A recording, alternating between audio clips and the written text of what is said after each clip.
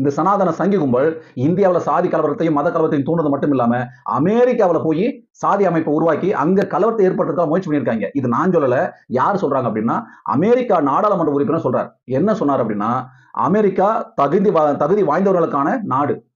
இதுக்கு காரணம் நம்ம கிட்ட இருக்கக்கூடிய இந்த சமூக ஒற்றுமை தான். இங்க வந்து சாதி சங்கம் கிடையாது. இந்தியா போன்ற வெளிநாட்டுல உள்ள சாதி வேறுபாட்டை இங்க இறக்குமதி செய்வதன் மூலம் அமெரிக்காவில் செழுமையையும் சுதந்திரத்தையும் சிலர் வந்து சீர்குலைக்க பார்க்கறாங்க. இதன் காரணமாக அமெரிக்காவில் தேசிய மற்றும் கலாச்சாரம் பாதிக்கப்படுது அப்படின்னு அமெரிக்க நாடாளுமன்ற மன்ற உறுப்பினர் பிராண்டன் கில், குஜராத்தை சேர்ந்த லீவா படிதார் சமாஜ் அப்படிங்கிற ஒரு அமைப்பின் பேரில் அமெரிக்காவில் அந்த சாதியை சேர்ந்தவர்கள் ஒன்று கூடுவதற்கான ஒரு நிகழ்ச்சி நடந்திருக்கு. அதை குறிப்பிட்டு அவர் பேசியிருக்கிறாரு.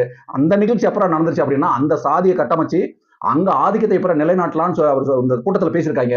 இதுக்கு எதிராக தான் பிராண்டன் கெல்லி வந்து அங்க பேசியிருக்காரு.